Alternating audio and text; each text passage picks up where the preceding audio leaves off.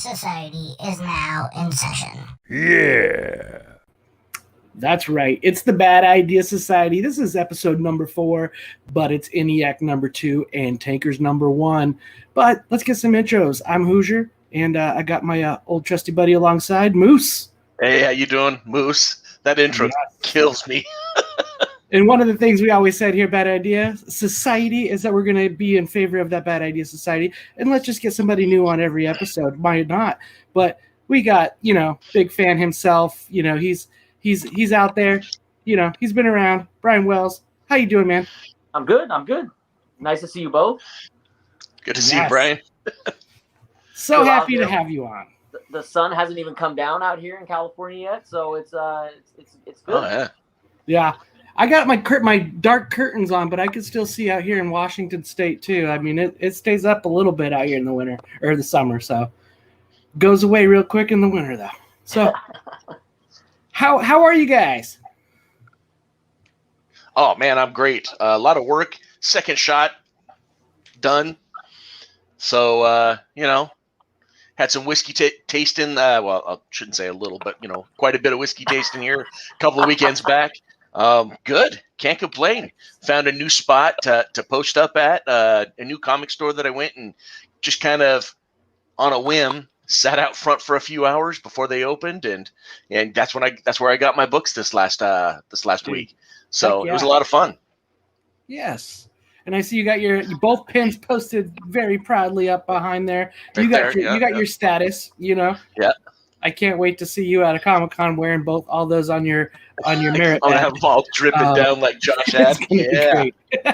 What about you, Brian? Did you happen to go out and get you a pin this week? No, not this week. Was not able to. Oh man, audio cut out on us. I did get the first one, obviously, but work wasn't going to allow me to stand in line a second time right away, and I did get there about 2 hours before, and somebody was sitting out there. So I was like, well, it is what it is. But we do have three more times, right? That's what we're told. I thought there was just 2. No, is there 3 more? There's 5 total. Well, you could Wellsville? Is that going to be one, or are we going to get one for Wellsville? I don't think so. I don't think any the of the lot. one-shot. Okay, so the lot will have one. Yeah. Okay. So there'll be some. That's awesome.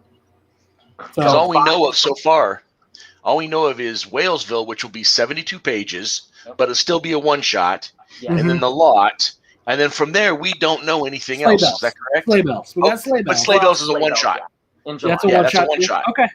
Yeah. But as far as the other 2 minis, we don't know yet. No, we don't. Yeah, and we could speculate on who's going to write it and stuff too, right? We know Megalith though. That one's huge. Oh, yes, Megalith. Yes, that is coming. Yeah, I can't wait for that one. That one's going to be great. Matt Kent and Louis LaRosa. At least Louis LaRosa's doing. No, I think they've showed more than Louis doing the cover, so that's going to be. I'm pumped up for that. And then I would assume there's something Lemire down the road. Something Josh Dysart down the way. Oh, definitely. There's more than just one thing from Dysart coming. Oh, I'm sure. Oh, I'm sure. Yeah. And that's one of the things that comes back with that group that I love is the loyalty, the connection. Like that's one of the things I've always appreciated, and that's all I've heard from other creators talk about too, is that they enjoy working with them, and it's a great group of guys, and there's loyalty there, so that's appreciated. So that's good. Well, we're hoping for more of that to come soon. And I know we're all pumped up for those writers because, we were fans of their works before. And now that it's here with this team, it's pretty awesome. But then, there was a little bit of news for this tanker pen that kind of hit up the little webs a little bit. What did you guys think about that whole scenario? It's kind of the elephant in the room. We can't avoid it. Yeah, I made one comment and then didn't comment from that point forward. And so I'll just say no comment. Okay. Because it just, I didn't make a comment only because I didn't think I needed to make a comment because enough people were commenting to make enough comments. Yep. And posts. Let's make sure that their posts were in there too. They were just basically comments. There might be children, in this place. No, we didn't. I read about that. Hoosier, we didn't let any children in, did we? Well, that's a bad idea. Yeah, it would be a bad idea to let children in. Right? I mean, these are mature, right? That's what I'm hoping to get out of these, some mature reading with some cuss words and some fun things that happen along the way. Let's, kind of go by the rules, do what they kind of tell you to, but let's also give grace where grace is due and have a good time, right? That's what we're here for. So we got some good quality books that have came out. Eniac 1 was amazing. Yeah. Just giving a brief on that. That was such a good first outing, and the numbers for that book continue to do well on the third party. So yeah, the not first prints are. I know there was a huge batch that came out the week before Tankers 1 came out, and I know that was just flying. Both the shops I went to didn't have any of the not first prints, so whatever they got were gone, which is awesome. I love seeing it. That's awesome. Yeah, don't know if we'll ever get total print run. But that would be fascinating to see what they put together. Oh, you think we will? Yeah, I think it'd be cool just to see that, just to know that, just to hear those numbers. It's probably gonna be 5 or 6 months down the road, but we'll get it. I'll dig that transparency, and I think a lot of people will when that happens. I mean, you can speculate based off of the amount of stores and give like an estimate on the amount that you think every store kind of gave. But, I think it actually probably did better than the 20 normal or something that people would order. I think it did really well. And just seeing the already graded books come back and then seeing what they're going for right now, Eniac is going to be, especially that first print, is going to be out there as one of the big ones for a while. So yeah. Well, I will say. And then there's what happened this week. So we had Little Tankers and we had Eniac number 2 come out, which let's make sure we do this before we go any further. For all y'all that haven't read it, let's hit the buzzer.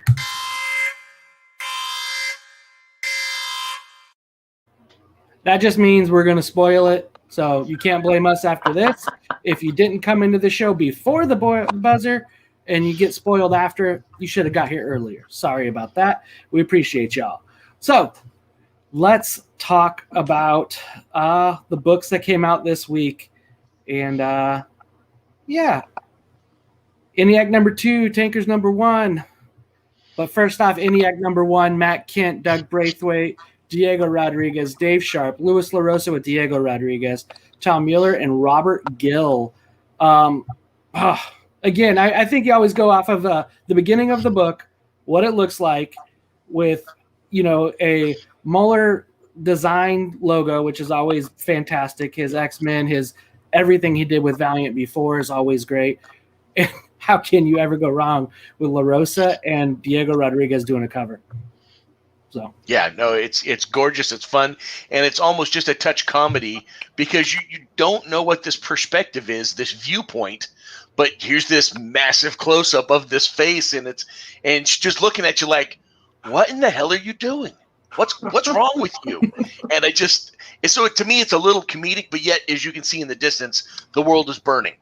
So you question what's going on. You can see on the right-hand side, you've got barbed wire and a tower, so you're inside of some type of prison, which is kind of cool. Yeah, and LaRosa's always his perception, his depth is always so spot on. His use of shadows and just his angles that he uses, you know what I mean, just always fascinates me because they're so precise. It's so great. Enough detail that, I mean, obviously you can read the side of the weapon that she's holding right there. So, Allison's holding the weapon, and you can actually read alongside the weapon right there what it says. And I do dig that. I never saw that. Yeah, the weapon, you have the weapon emblem and whatnot on it, and then you also have these added things to the flair of Allison Falk and Olivia Fletcher right on the cover. Looks like social security numbers up top. It's very well. It's very pleasing to the eye. And then you get to the book itself. You know what I mean, with the cardstock, the gloss, the print. Yeah. It's so pretty. It's sick. It's just so darn pretty. That's going to be one of the things people love that about the Valiant Prestige format, right? When they came out with that, it helps the grading. You pick it up and it's like, okay, this is a quality book. It's not, just that. Hey, Brian, and I know you were a massive Valiant guy, so I'm going to ask you this question. As I see this cover, and you see almost like stickers, the shiny stickers on top of this background that's put there, I remember Valiant did a lot of that in, was it the Valiant that they did it in, or was it a different mini? But I remember seeing, it was Book of Death. That's what it was. It was Book of Death. Yes, they had a lot of shiny images over top of, they weren't duller images, but more backdrop images. Are they utilizing the same? It's a gloss. It's a gloss that goes over the cover on those spots. Mm-hmm. Yeah. It's just so sharp and so detailed, right down to the hair. Right down to the hair. I mean, each hair that flows out. And honestly, guys, and you know this, the covers that we're looking at, and this is way better than the Prestige format ever was. For Valiant. Yeah. I mean, this is head and shoulders above. It's like that was their training ground. Yes. In terms of their first attempt there. Yes. And you can tell. I mean, with 499s already in the CGC census of getting graded, it's ridiculous. It's there are going to be a lot of high grade copies of this. I mean, I feel sorry for the person who got an 8.5. I mean, I really don't know if they let their dog get to it beforehand, but it is 8.5. That's probably going to be more rare than the 9.9. Yeah, I mean, it is right now. I look at these books and I'm like, no. Well, I guess if you wanted that Eniac #1, you wanted to have it, and it's all you can afford, then you're going to be able to get it. That's true. Yep. Oh man. Well, and let's get into this story. Like, it is a fantastic story when you're getting into it. I think where you left off on one, where they had just gotten the mission to do this.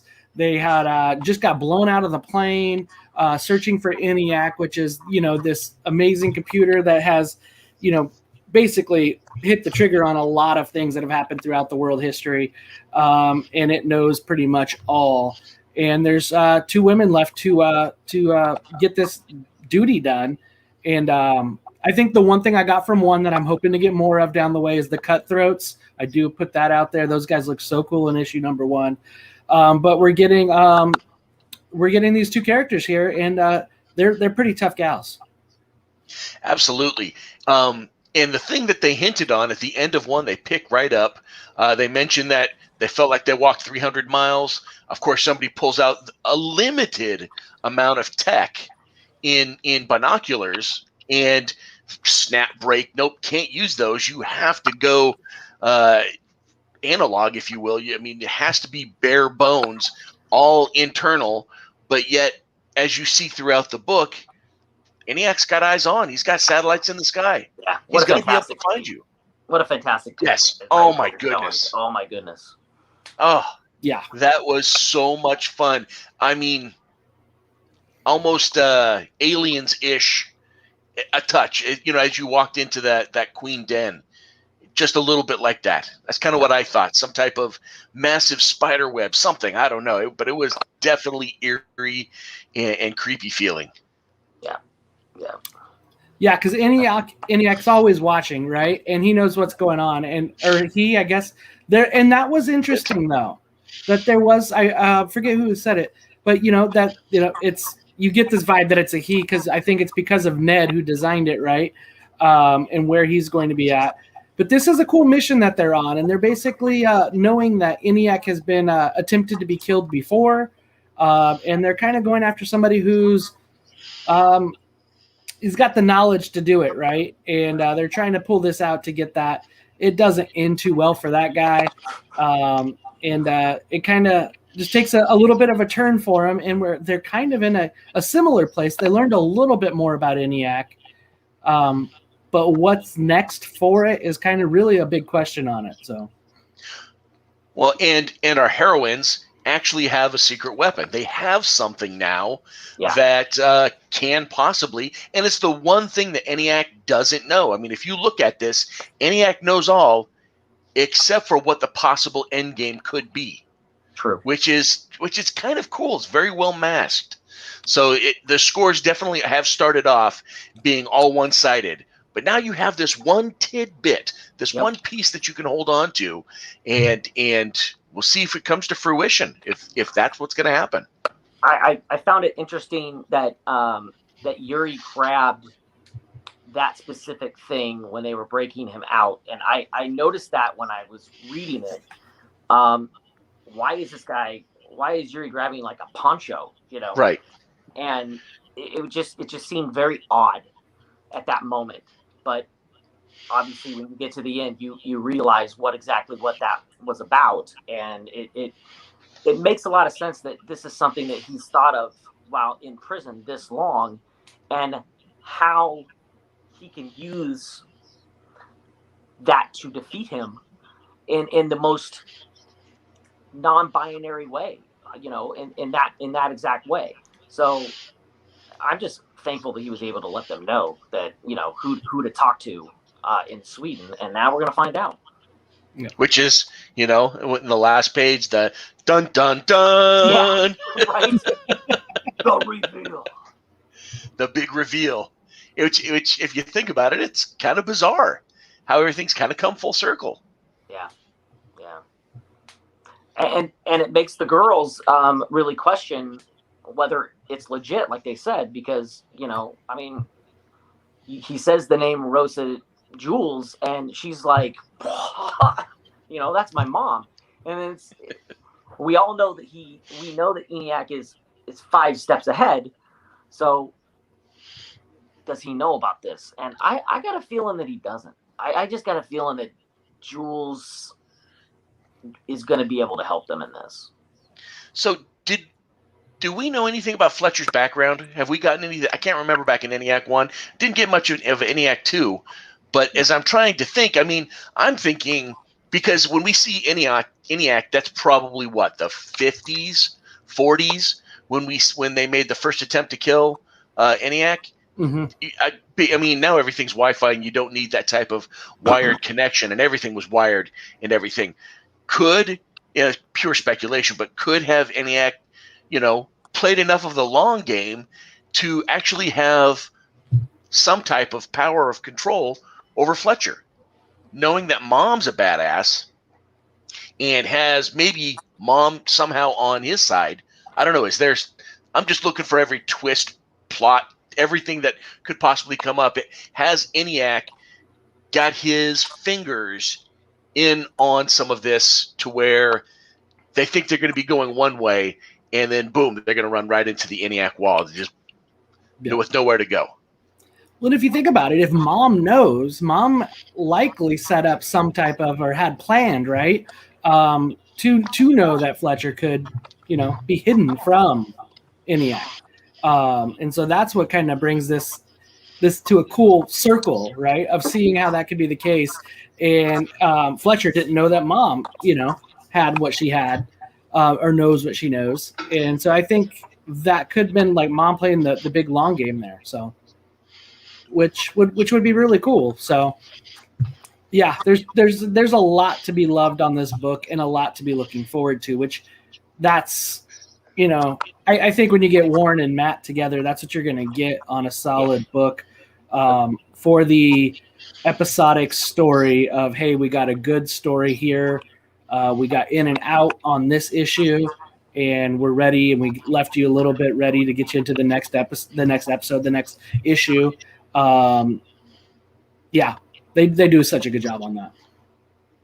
It just feels to me like this is a lot more than a 4-issue story. Yeah. Mm-hmm. At least to me it does.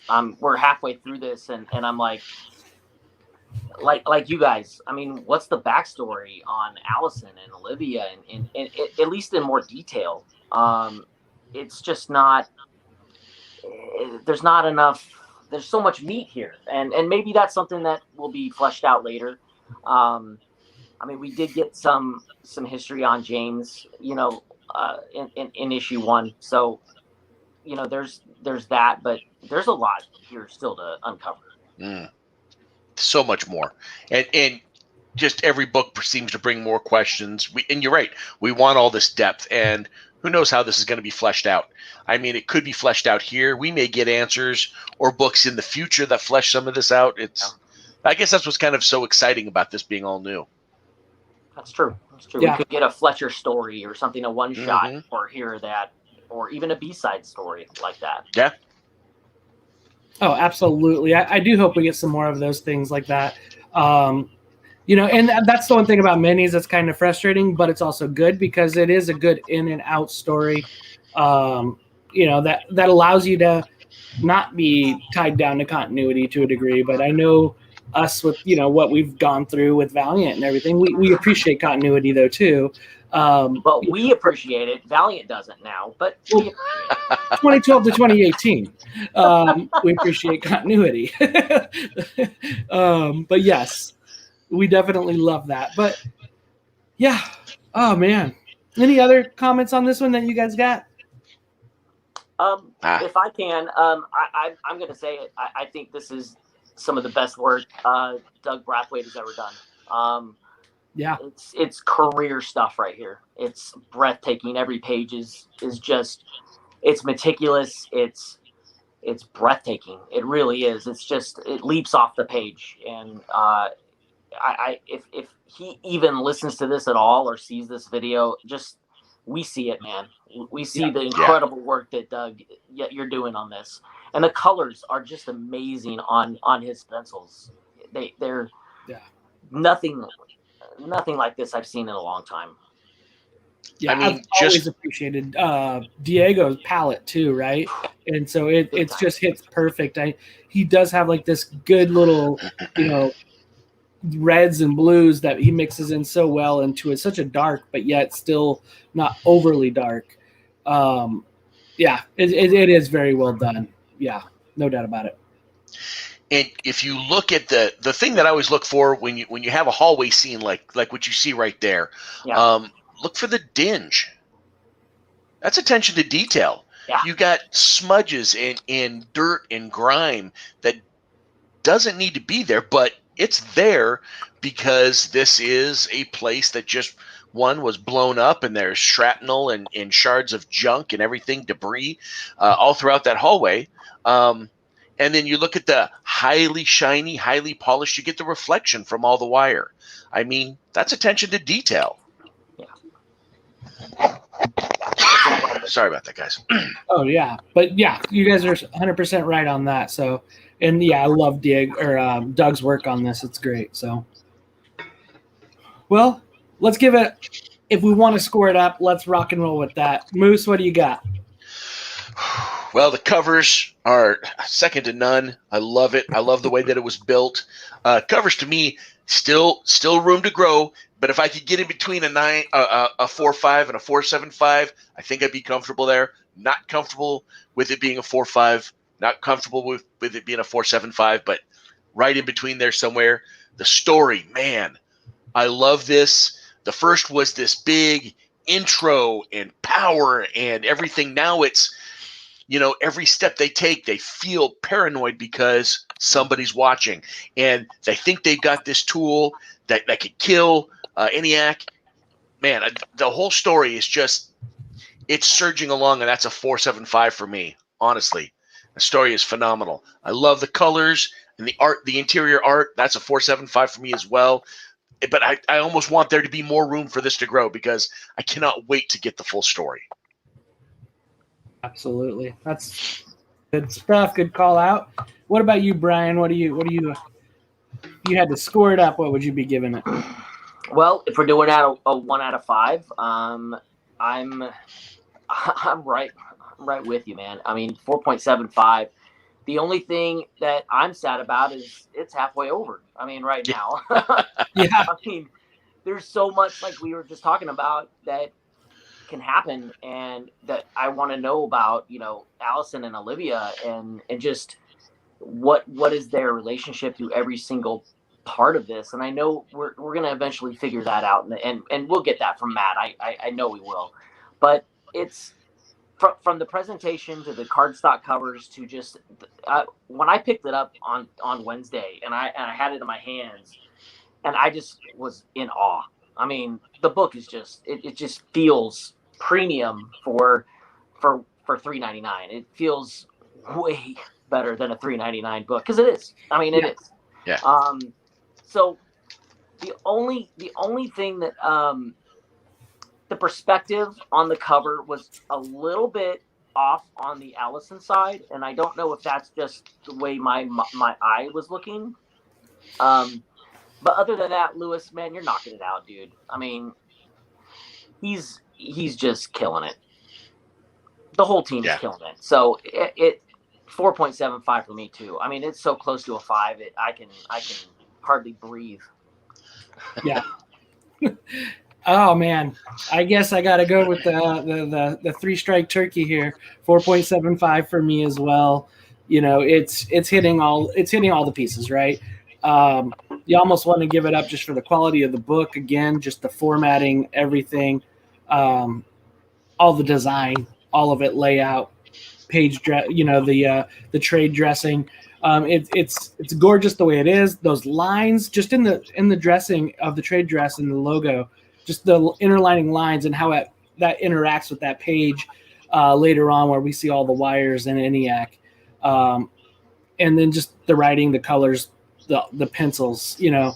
And I think you said it right there earlier, Brian, that, you know, Matt's good for, you know, having a payoff on his books. So he's earned that respect in my book to take me in some weird space in the first couple books and have no idea and, you know, and then go, what the hell?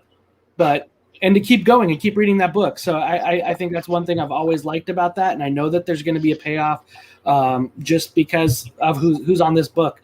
And that's something that's going to happen. So, and yeah. And then, you know, I think I mentioned most people, even Carl Bowler's editing. I think he's doing a spot on job as well with Warren on that. All the time. So he really is an unsung hero. Carl is because, you know, Carl, to me, he was the last. How am I going to put this nicely?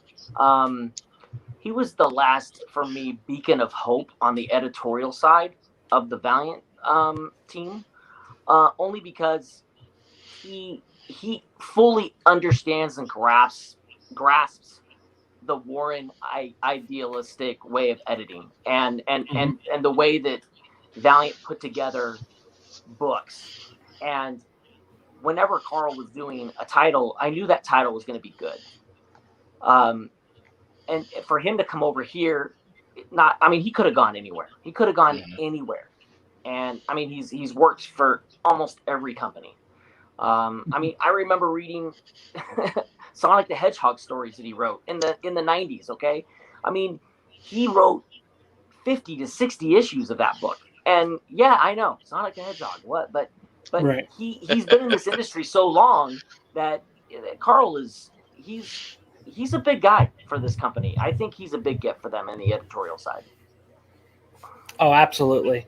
Yeah. And I agree with that earlier statement you had with him at VEI. So I can agree with that. So appreciate him on this. And I'm glad that he landed with them. I'm glad that happened because I know he was kind of hired before everything else happened. So I'm glad that it kind of paid off to have him work with Warren like that. So all the way around.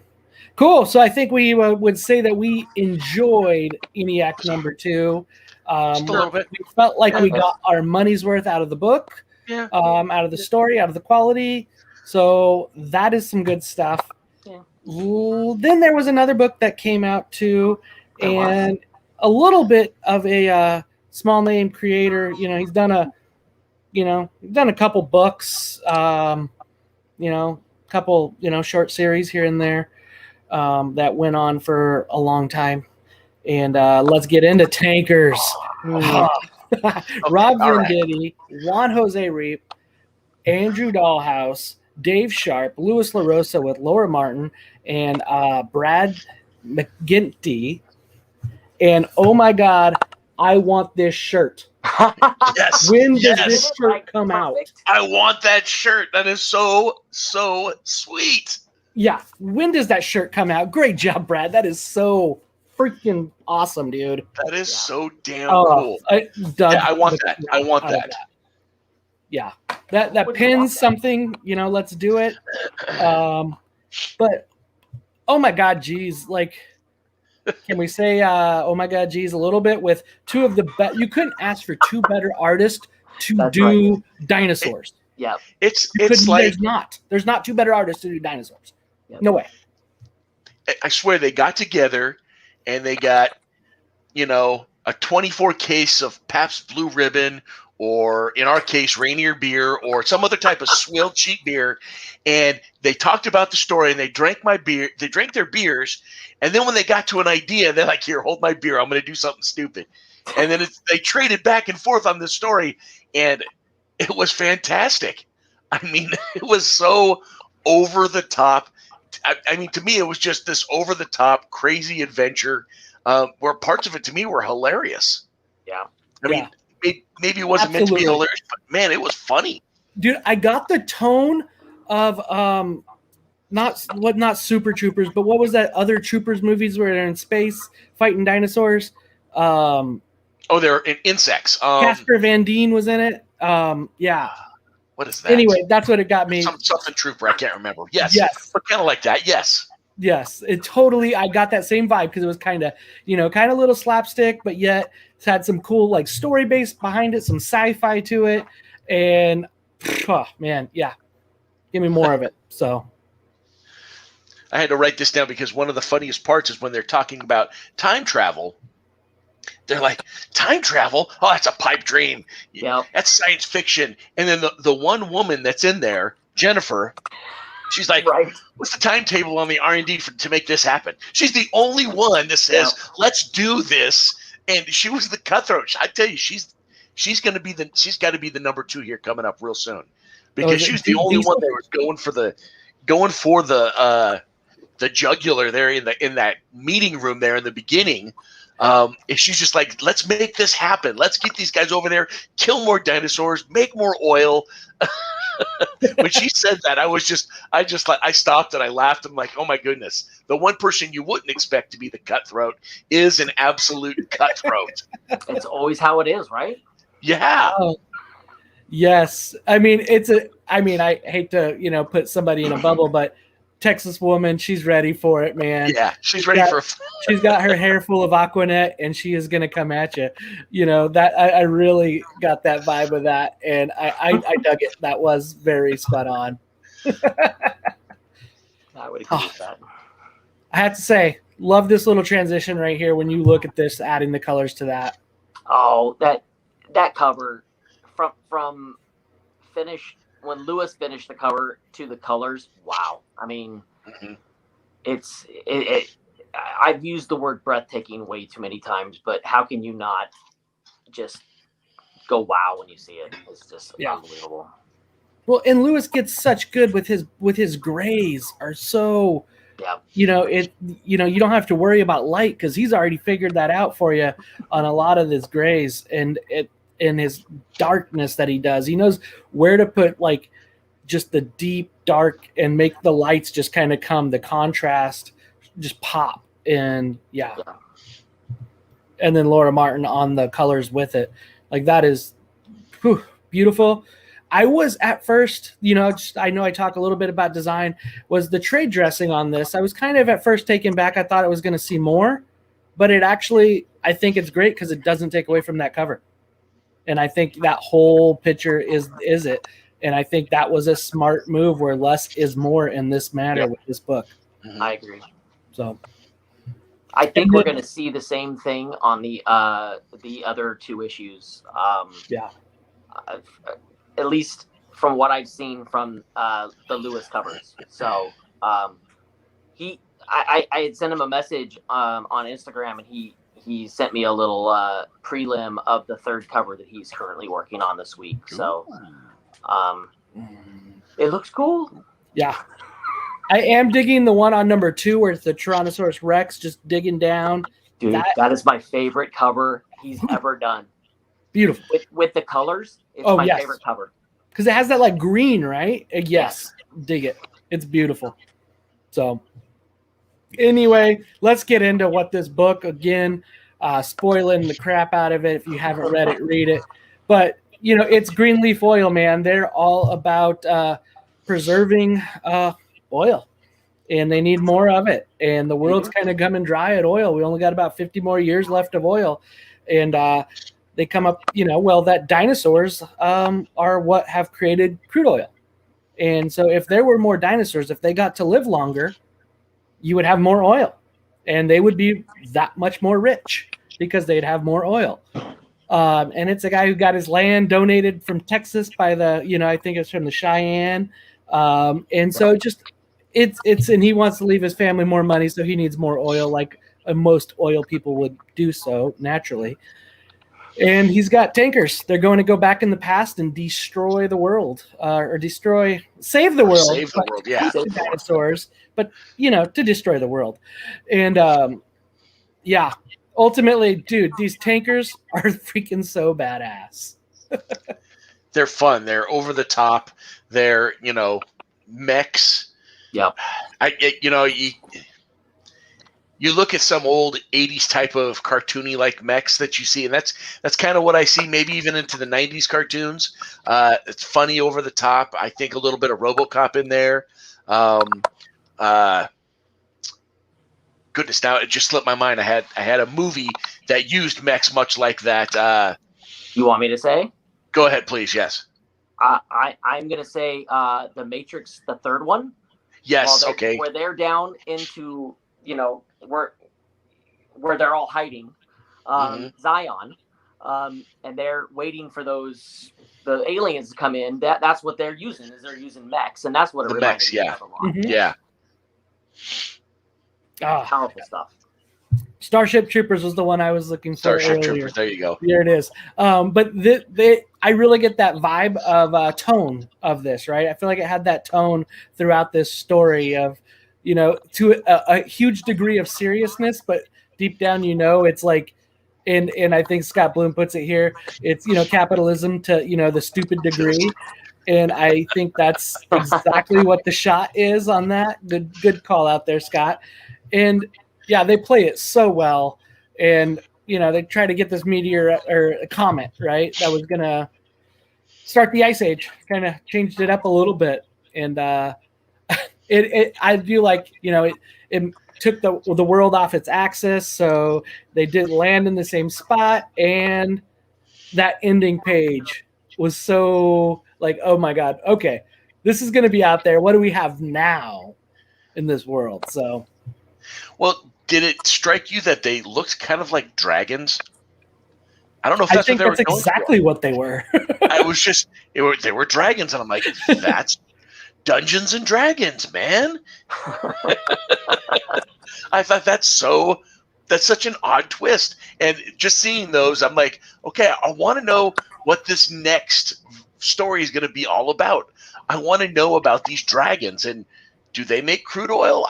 If you kill them, I don't know. It's going to be weird. It's going to be interesting to see. Yeah. I love Venditti's writing on here. It did mix well. There were parts of it that read a little bit quicker during the kind of the dinosaur fight scene. True.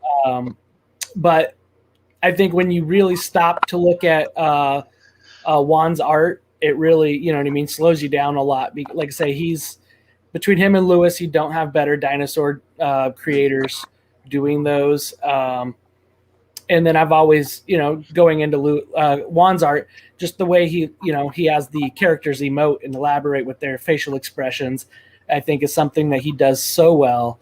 And just his uber, like almost Jeff Darrow details is great. So, yeah, would agree with that. So, yeah, I think this was a lot more fun, a little different tone, a quicker read, but still, to me, entertaining. Yeah, I love going through the. I was just gonna say, I love going through the introduction, so you get to know each one of the tankers a little bit better. Yeah. Doc seemed like the space cadet, You know, the guy that's just always out there in left field. And then you got the rookie. I love the fact that the rookie holds up this little dinosaur as everybody else has got these giant heads. And he's got this, aw, He's like, look, shucks. I killed a velociraptor. A velociraptor, yeah. Maybe that'll be a cool nickname. Yeah, that's a pilot name. Raptor, yeah. Yeah. Nope. You drive this mech. Like you're not an airplane. You're not a pilot. So, and you can't give yourself your own nickname. Come on. Who does that? Yeah. I think that this book reminded me of how much I miss Robert's writing. It was a quick read, only because of the style of and the pace of the book and what they were doing in it. But there's still a lot here to absorb, and I felt that the story introducing each of those characters, I love that they gave them a nickname in the middle of their name when they introduced them too. So that was a very cool touch by Robert, and yeah, it's been a while since I've read something from Robert, and it reminded me of how much I miss reading something from him all the time. Yeah, I would agree. Yep. Yeah, and whenever you give somebody the nickname, I love hearing about how they got their nickname. I always think that's a low hanging fruit with it, but it's so great, and I'll eat that up. You know, I think, what do I see one here? Samson Houston Rains. It's like, yeah. Reminds me of Forrest Gump. His name's Dallas. He was from Georgia. You know, like his name was Detroit. He must have been from Arkansas. Like, it just. I hope that there's some more to those stories. We got Patch's backstory a little bit, so there's some cool pieces there that are going to make it fun. And I believe this is going to be another 4 or 3 issue. 3 issues. 3 issues, but it's every other month. So it's it's going to be every other month. Yeah. So next month we will have Wellsville in Eniac. It's so sad. I was hoping for 3. It'd be so great because. We want more books. I want more. We're kind of getting 3, right? I mean, we're getting B stories. Yeah. B-side. B-side. On May 12th. Oh, that's right, huh? We are getting that. So, yep. Make sure you mark that one out. So. Yeah. We'll get Walesville, Eniac, and then the Pizza Detective.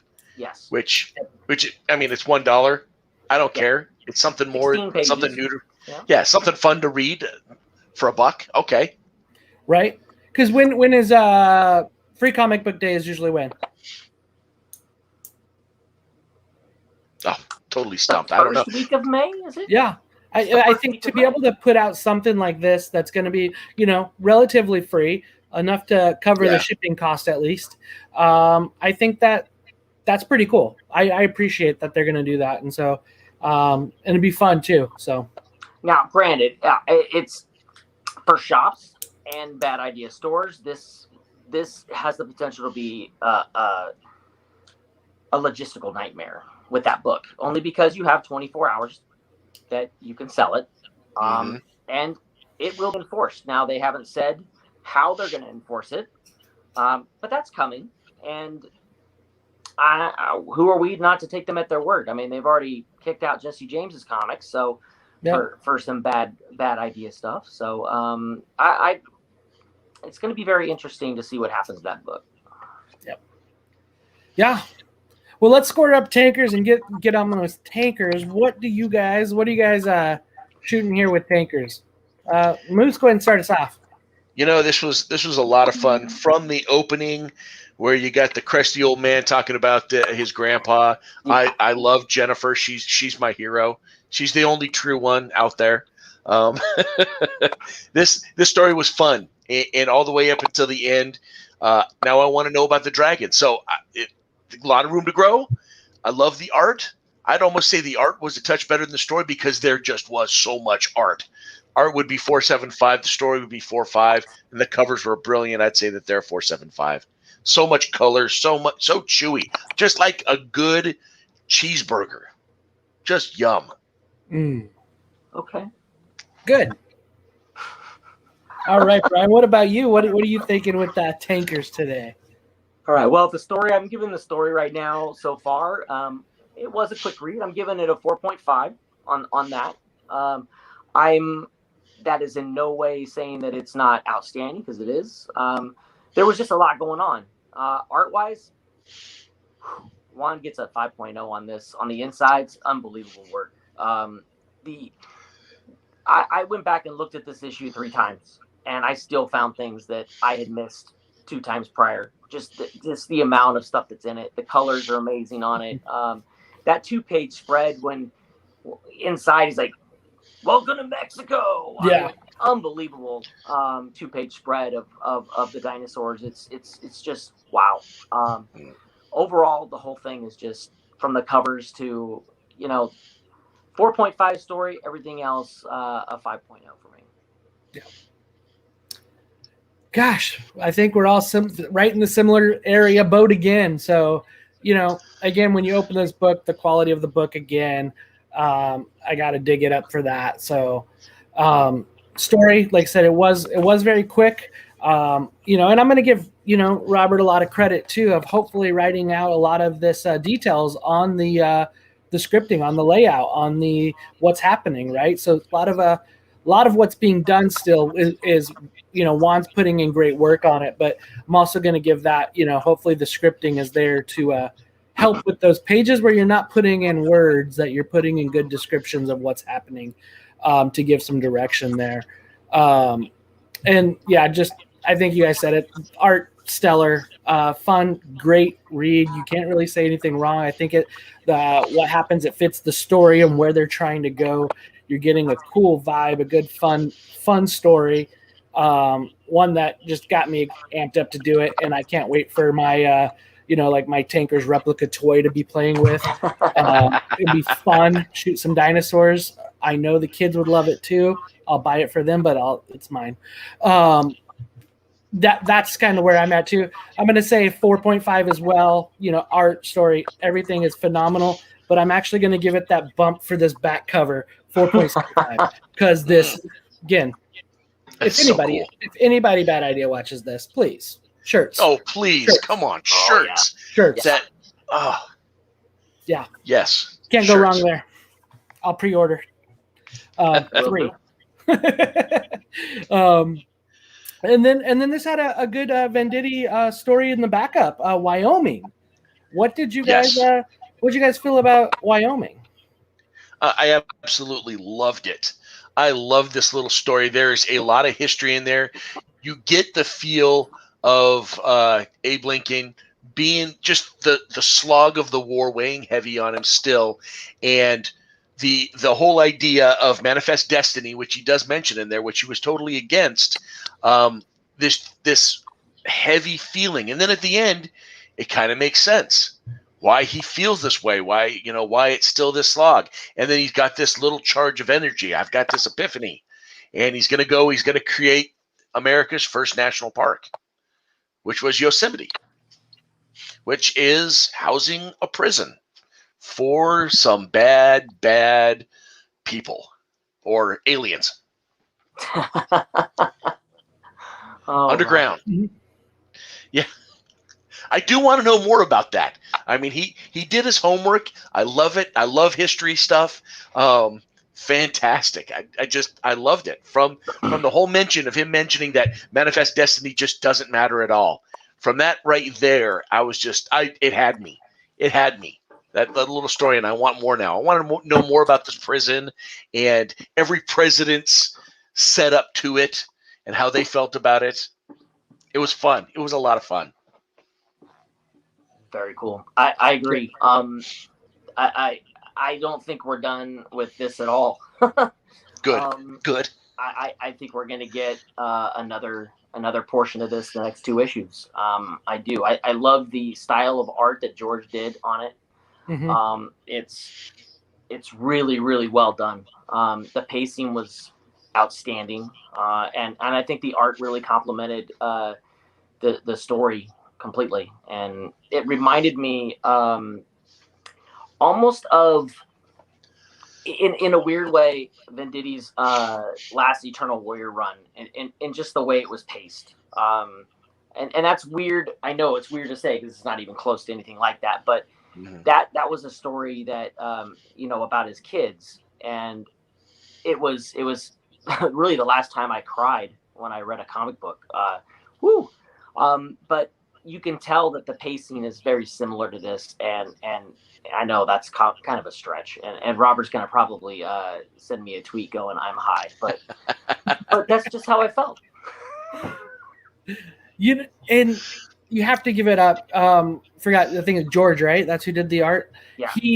Everything though, right? Outside of the script, like he did art, colors, letters, and lettering. Yeah. He did all of it, and you're right. Like that is a beautiful B-side, right? And I skimmed through it. Apologize, I didn't get to that one. I'm a failure today, but it was very beautiful, good looking, and from what I'm hearing, I need to make sure I get my eyes and read that for a while, spend some time on that.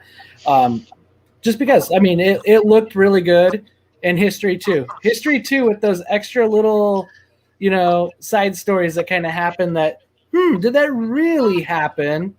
What else was really happening there? And sometimes there might have been some other crazy crap that's happening too. So that's what makes that fun. So, and then what did you guys think about the continuation of Hero Trade? I thought it was kind of cool. It's just one of those things where the guy gets unburied from, basically a shallow grave with his kids' dismembered bodies, which was gruesome. Yep. Gruesome. And then all the way to the end of the story, it was one of those things where you wanted to know more. I wanted to turn the page, and of course, end page is this big single page splash. Yeah. And you're like, oh, what? And Yep. you're ready to read the next little issue, whatever you want to call it, B-side. Yeah. And it's just you're just like, oh, damn, okay. Ah. I didn't want to give too much away there for you, Hoosier. Yeah. I know you still have to read it. I feel like David's having a lot of fun drawing this. It's very much straight bullet style. I mean, if except for instead of the 9 panels that he did every single issue, it is paced a little differently, but it still has that same feel to it. And I don't know if you noticed or not, but Greenleaf Oil was in the Hero Trade story in this issue. So if you open up the very first page of the story, there is kind of a sign that he's running by, and it says Greenleaf Oil on it. So it makes me wonder, what does that have to do? Oh, you're talking about from that's where he was buried, I think, was in Greenleaf Oil. That's where he was buried. Yeah. I gotta dig that out. Interesting little that's fun. Continuity. There it is. Little nuggets. That's more continuity than Bounty's done in 2 years. That was in just panels. Yeah, just like that, you're already throwing the world a little bit bigger in these little books. So I dig it. Just makes it interesting. There it is, right there. Yep. Yeah. You guys can see that. Right, right there. Yep. I just thought that was that's not done just accidentally. Right. So it's calculated. That's all. Yeah. That's it. Yeah. And I'm gonna want these so much into a collected format. That's like the thing that's gonna hurt. Is a bad idea. Said no collected format. Crossing fingers that changes, or I'll figure out my own way. So I think that's going to be the fun parts of these books. Maybe that's what the buttons are all about. Maybe when we go to a show, maybe they have a collected thing for anybody who has that button. Ooh. Dinesh has mentioned, and just ever so slightly, and any history knowledge knowing, Dinesh usually he likes to flirt with a little dusting of salt and pepper. He does that. Yeah. And then walks away, lets it be, lets you tear into the steak, and then wants to know about that little bit of Himalaya. So cagey, it's beautiful. That would be cool. I don't know if that'll be, but if it is, that would be so very, very cool. I'm just trying to think of what these buttons are going to reward.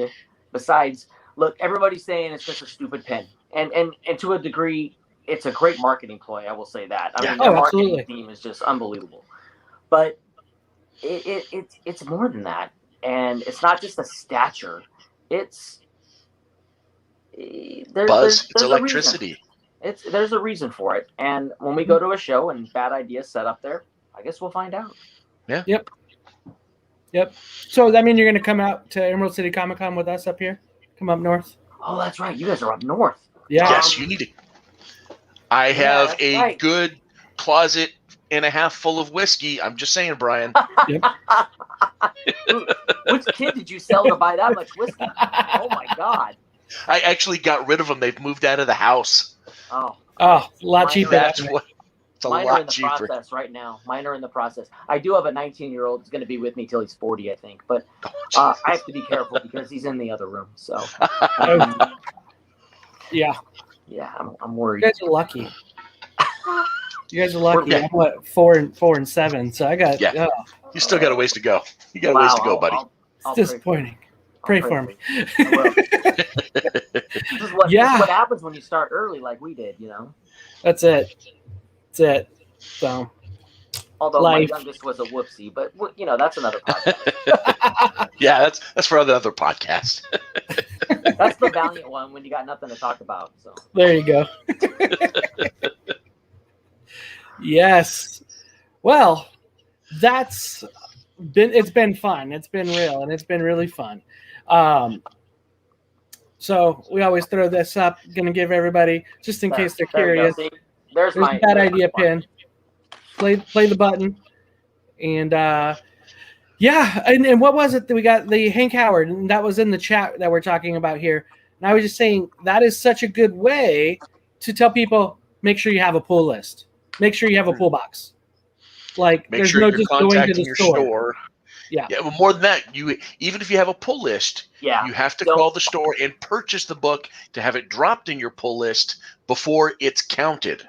Yeah. Don't think that the retailer is going to just naturally assume that is what you are going to want. You're going to make sure you call. Make sure they know. Yep. And if it has to be purchased that day, they may be able to take your card over the phone if you're a longtime customer or you've communicated with them. You might even be able to prepay or give them $5. I don't know, but do something. Yeah, the thing with the 24-hour rule also is I saw the rules in detail, and if they are being mailed out, they have to be mailed out that day, not before. Oh wow! Not the day after, that day only. So it's very interesting. It's going to be for a lot of shops. It's going to be a logistical nightmare, and I only say that because I've heard from my 2 shops. I have 2 shops here locally that are both Bad Ideas stores, and gee, how did that happen? Who helped them do that? Anyway, there's one of our shops got 119 first printings, absorbed that. Oh wow.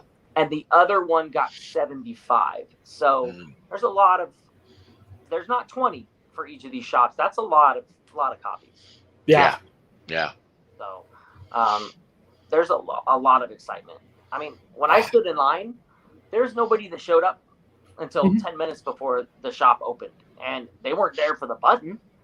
But at the one shop on the other side of town, somebody was there 18 hours before the shop opened the day of.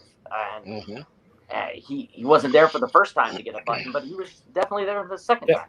So the word's out. It's done. You're going to have to really be ready for it if you want another button. Yeah. And then that register display, right? The most traffic display spot that the box is set up, that's working too, right? It's, hey, well, what is that one? What is that one? They pick it up, they look at it, and they put that book in their hand and feel and see that quality. It does it on its own. It's right. You look and feel. It's like, dude, they took that much time printing it and that much care printing it. There's a lot more time and care put in with everything else on that. So if people really care about that and they like it, I think it's going to be, yeah, the quality stories, there was never a doubt that we're going to have success with that. So with these guys, so much appreciated to have. Yeah, I'm looking forward to Wellsville because one, it's 72 pages. It's a $9.99 cover price, and I want to see how this thing is put together. I mean, we know it's going to be quality, but we've never seen them put together a book like this. Right. Even during the Valiant days, we never saw something like this. So yeah. I really am interested to see how this is packaged. I just have this feeling, for some reason, I might just be disappointing myself, that we're going to get this well-sized book. That's obviously, bigger format. It's going to be like a Prince Valiant book, right? It's going to be just, yeah. A Marvel Treasury edition from the 70s? Is that what you're thinking? Yes. Oh, wait, it's just like this X-Men, giant size X-Men right here. Well, but that's comic book size. Boom. See, you've been waiting for the chance Found to show it. that off.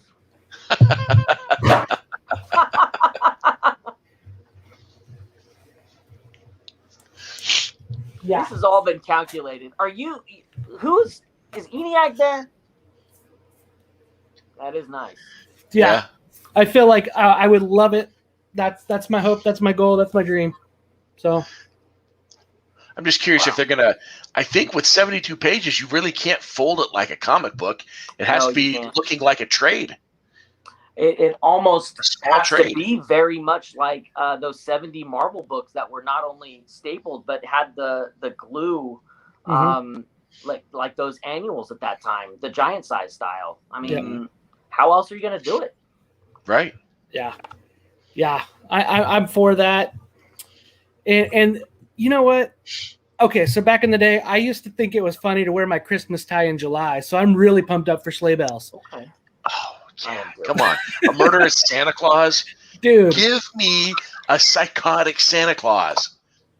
Yes. Yes. If there was ever a book made for a movie, right? That's got to be it. Now, this is what I always wanted Billy Bob Thornton to do, in Bad Santa. I mean, take out a machine gun and just go ape shit. Yeah. Now, can Bad Idea put together enough Christmas tunes to put out an album just for sleigh bells? Yeah, I mean, I'm sure you could distort enough Christmas songs for a pissed off Santa to have a lot of fun with it. Well, he's not happy about Grandma got run over by a reindeer. I mean, start there. Oh, I wonder if Billy Bob is on Cameo, because that would be great to have him read sleigh bells. Oh, that would be awesome. Oh, yeah. We got to figure that one out. Just do a Zoom where Billy Bob's there. He's got his book and he's reading it to all the fans. All the fans can be put on mute. They don't need to speak. But there's Billy Bob, and he doesn't get to pre-read the book, so he's got to read it as he sees it. So his reactions are normal. Dinesh, there you go. Come on. Make it happen. We're probably going to get someone like from Dawson's Creek who does an impression of Billy Bob instead. I mean, that's you could always get Pee Wee Herman, right? I mean, well, he is available. Yeah, or Gilbert Godfrey. I mean, they're willing to do it. Gilbert Godfrey trying to do Billy Bob Thornton. Wow. Or Bobcat Goldswaite. There you go. Can Gilbert do anybody but Gilbert? I mean, at this I don't point know if he could. I don't think he could, but it'd be fun to watch. I don't know. It's going to be good. So, man, this has been fun, and I appreciate you jumping on, Brian. You've been a blast to talk with, and I'm sure we'll have you on again because there's Bad Ideas going to be coming, and that we're going to be coming with it. So, and we'll keep going with that. I'm going to ask that everybody hit that like button, subscribe, do your things, watch this video just to make sure.